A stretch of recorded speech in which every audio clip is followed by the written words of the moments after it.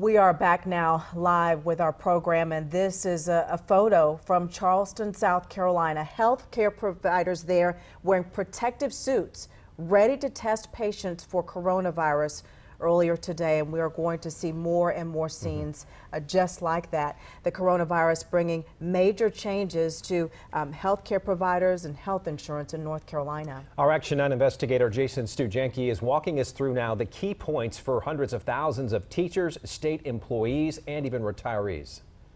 Yeah, we're talking about the state health plan. It provides health insurance to more than 700,000 people. And today the state announced major changes for the 80/20, 70/30, and high deductible plans. Let's start with going to the doctor. Before, you had to go to a doctor in person for certain problems. Now you can do a virtual visit for some of those issues instead.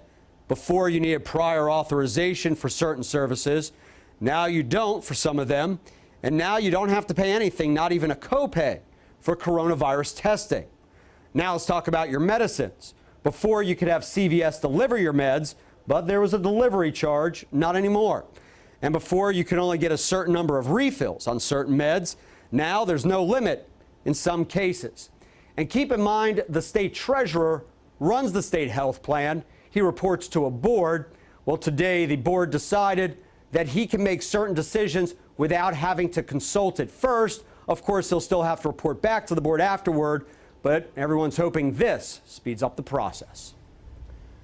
All right, now I want to talk to Dr. Passaretti and ask you a question there. Jason talked about virtual visits. This has kind of been happening, but maybe not so quickly.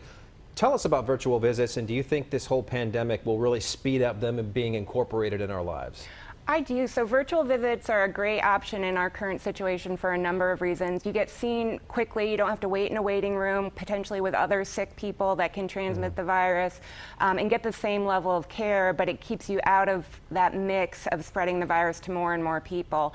It is a wonderful way of getting care, and we really are trying to push it as a way to avoid overcrowding. A lot of people are showing up that don't necessarily need the care in emergency rooms or urgent cares, just because they have questions, concerns, they want testing, and that's really, going to block the people that most need the care in those settings. Thank you. I have a question now for Kenny Colbert with the Employers Association, and talking about the health insurance that was mentioned there in the package. We all know that we all have our enrollment period, and you were saying in the break that that's kind of fixed. It's not something that can change in the middle of the year.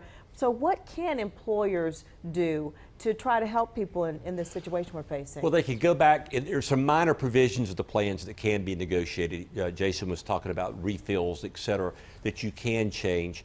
And also, each company needs to go back and talk to their carriers or talk to their brokers related to this. But what we're going to find, there's probably going to be a lot of out-of-pocket expenses and deductibles and things like this. Companies need to take a hard look right now. Do they need to kick in some extra money? Do they need to take something out of pocket to reimburse their employees, something that's not covered by insurance that the coronavirus may be affecting?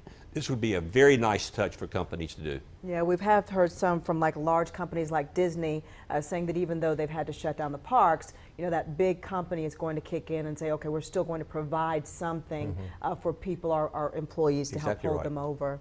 All right, thank you very much. Our coverage continues coming up.